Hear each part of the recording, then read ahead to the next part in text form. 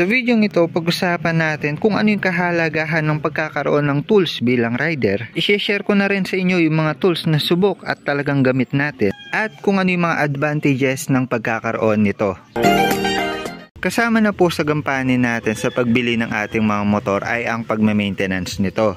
Pag sinabi po kasing pagme-maintenance ay pagpapanatiling maayos at nasa kondisyon po yung ating mga motor. Kasama na po dyan yung pag-change oil, pagpalit ng gear oil, pagpalit ng air filter, ng fuel filter, paglinis ng caliper o kaya naman yung ating mga drum brake. Isama na rin natin yung pangangalikot or pagdadagdag or pagpapalit ng pyesa ng ating mga motor kabilang na yung side mirror, ng ating lever, paglalagay ng gold bolts, at paglalagay ng top box. Sa lahat po ng nabanggit ko ay hindi po required ng mekaniko para magawa yung mga bagay na yon. May iba doon na pwedeng tayong gumawa or tayo yung mag DIY. Kung matagal na kayo sa channel ko at napapanood yung mga video natin about sa pagdi-DIY, hindi po ako gumagamit ng sobrang professional tools para sa pag-ayos ng aking mga motor.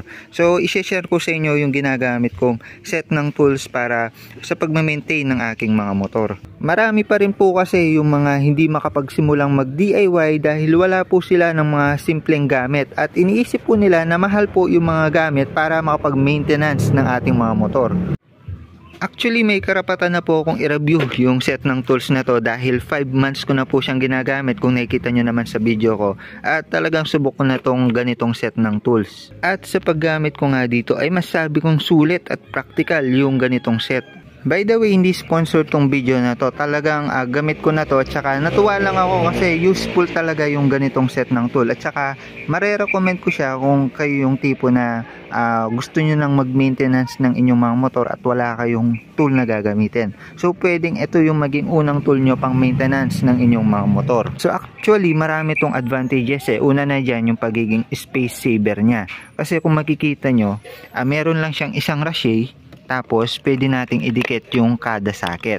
So, hindi na tayo kailangang gumamit ng or magdala ng isang socket wrench tapos may isa siyang tubo. So, parang individual siya. Ito, ipapasok mo na lang yung rachet at magagamit mo na lahat ng nandito. So, merong iba't ibang size dyan. Ayan, nakakatuwa pa. Kumpleto yung size. Meron pang 4.5, ayan. Yung mga madalas natin ginagamit yan 8, 10, 12, ayan, 14 nandyan. Tapos meron din siyang mas malaking version. Actually, dahil sa pagkagamit ko nga nito, nawala na yung isa pero halos kompleto pa naman. Also, meron din siyang flat bar. Tapos yung parang pang Phillips. Tapos ngayon pwede mo siyang lagyan ng kung ano-anong mga end. Halimbawa, pang Phillips, meron pa nga dito flower wrench eh. Tapos pang flat screw, ayan marami. Tas Allen wrench. So yun, talagang space saver siya kasi hindi mo na kailangang magdala ng super daming tools para maipasok sa inyong mga motor. Actually kasya to sa ating compartment. So try nating ipasok para maipakita sa inyo. Good thing din na nakakapagdala kasi tayo ng tools para kahit nasa biyahe tayo is meron tayong pang backup kung sakali mang nasiraan tayo. Ayun, kung makikita nyo, saktong sakto sa compartment, walang sabit. Actually nung una nga, yung ginawa ko dito guys is tinanggal ko yung lahat ng laman tapos nilagay ko siya doon sa isang bag which is dito. Ayan, actually belt bag to. So nung nilagay ko dito, sobrang liit lang ng space na kakainin niya. So kung sakaling nalalakyan ko sa space na to, is pwede nyo namang tanggalin at ilagay sa isang lalagyan. So yun yung unang advantage nito, space saver. At also madadala mo siya kahit saan dahil easy to handle lang siya. Pangalawang advantage is marami siyang pwedeng paggamitan dito sa ating mga motor natin, katulad nitong T40. Ito kasi bihira lang to, tas mahal pag binili natin ng isa lang. So itong T40, pwede siyang magkasya dito sa caliper. Ito bibihira to kasi mahilig yung Honda Click sa star or sa parang flower wrench, Allen wrench na tornilyo, kaya naman kailangan talaga natin ng T40 na ganito. Also, may mas maliit na version ng ng flower wrench. Ito T30 yata. Whatsoever, pwede yan dito, yung sa may leeg ng Honda Click. Tapos may option tayo kung ratchet or etong flat end na parang pang Phillips yung gagamitin natin. Ito nagagamit halimbawa pasuksok or medyo mga screwy na part yung inano natin, halimbawa sa malalim na part. Ito naman yung mga persahan. So ito para gamitin, pipindutin lang natin to. Ayan o, makikita nyo. Tapos papasok na to dito. By the way, yung size nito is 1/4. So hindi pwede yung malalaki dito.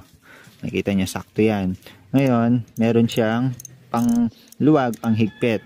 So meron siyang reverse. So hindi tayo mahihirapan, ikot-ikot lang natin. Hindi tayo yung tipo na ganyan, pasok, ikot, pasok, ikot. So yung kaganda ng Rashi kasi, ganyan-ganyan lang siya.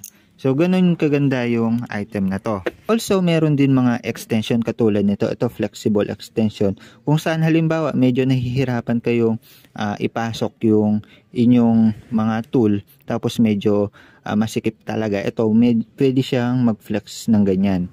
Pasok natin to. Lagyan natin halimbawa ng socket wrench. Tapos kahit nakabalikuyan ng ganyan, may ikot natin to. At matatanggal yung tornilyo. So flexible. Ito nagagamit ko to. Meron din yung mga parang stable or parang fixed na hindi siya flexible. Ayan, para halimbawa malayo yung susuksukin nyo na bolt, magagamit to.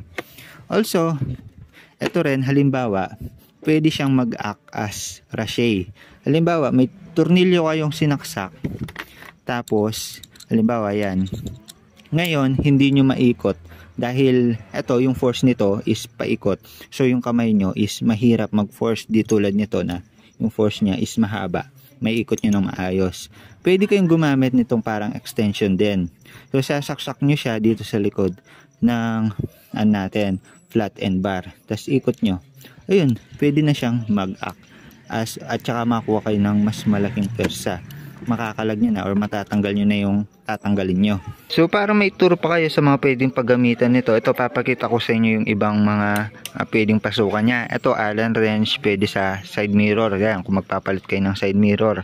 Also kahit sa maliliit na Allen wrench, kamukha niya na yun, may sumasakto. Ito rin sa mushroom type na gold bolts, yan, sakto din siya. Meron din Allen wrench. Itong sa T40 nabanggit ko na, dito yan, flower wrench. Ayan o, saktong sakto.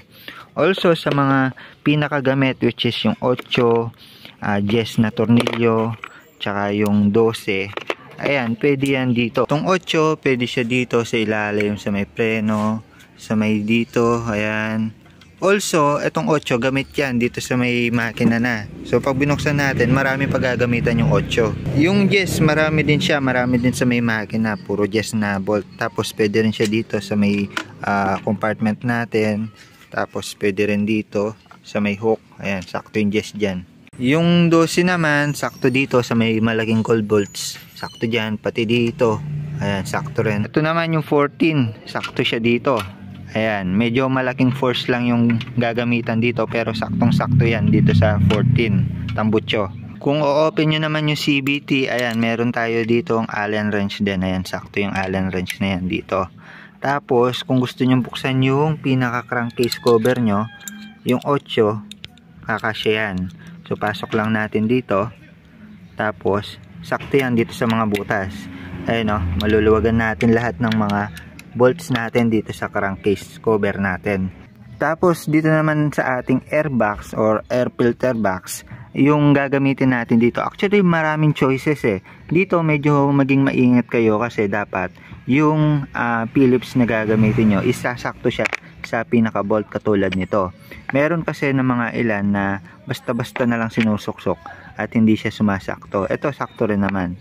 Ito, ayan, medyo, kung makikita nyo, medyo bitin siya. Hindi niya sakop yung buong bolts. So, minsan, dyan na bumibilog or nasisira yung pinaka, ito yung X na yan. At bumibilog, nasusugat dahil mali yung pinapasok na Phillips.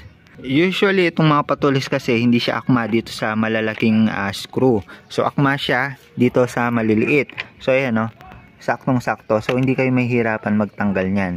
So yun yung kahalagahan ng pagpili ng tamang screw sa inyong mga motor. So baka po may magtanong, pwede po ba yan pang change oil? Pwede po ba yan dito sa CVT, yung sa loob, yung dalawang nut na malaki? Ang sagot po ay hindi po siya advisable dahil hindi niya kaya yung torque or yung puwersa ng ganito kaliit na rachet natin. Hindi po kaya.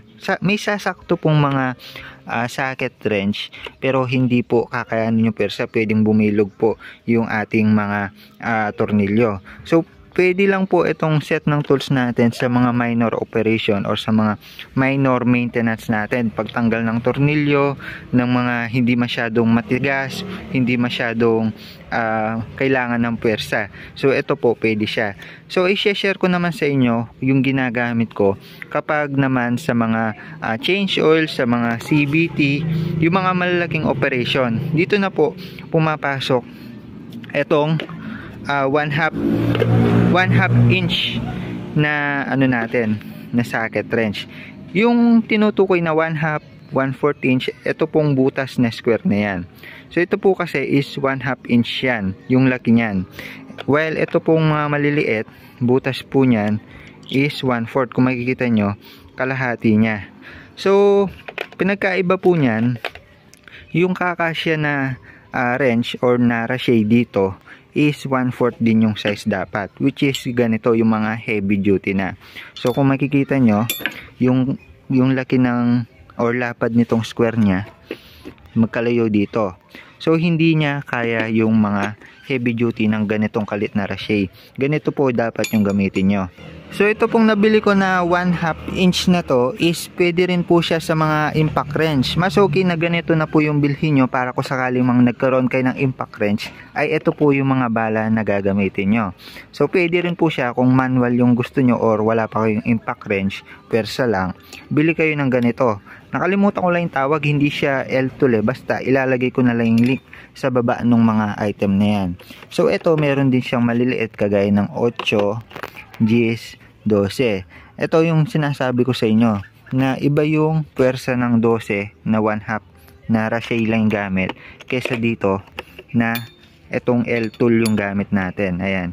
Ito yung pang change oil guys. So ito heavy duty, hindi bibilog yung inyong mga tornilyo dito kasi kung makikita nyo heavy duty din yung bakal. Also pwede rin siya sa CVT kasi yung sa CVT natin kung di ako nagkakamali 17 and 22 kung di ako nagkakamali or 19 and 22 yung dalawang tornilyo na yon. Pero yung dito sa gulong natin, itong malaki na yan, ayan yung nandyan, size 24 nandito na rin siya. So kung makikita nyo, itong isang set na to is halos nandito na rin yung ginagamit para sa ating mga motor. Kasi sa iba hanggang 21 lang sila, wala pa silang 22. Ito kumpleto na siya from 8 to 24, yung pinakakailangan lang. May mga lapses kagaya ng 15, wala yung 15, di naman kasi masyadong marami yung bolt na ganon, pero yung pinakailangan nandito na siya. So baka may magtanong kung bakit kailangan ko pang i-vlog yung mga material na yan, hindi naman sponsored.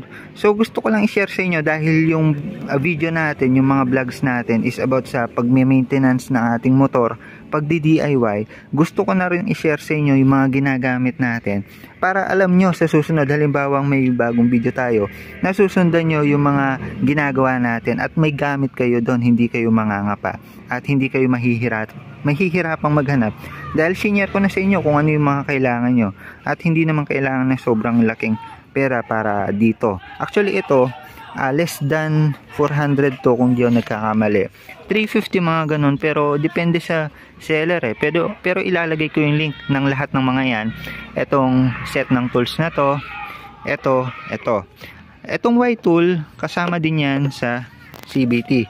Kung makikita nyo sa mga video natin, ito, ilalagay ko na rin yan para hindi na kayo mahirapan. So, ayun lang para sa video na ito. Sana may natutunan kayo.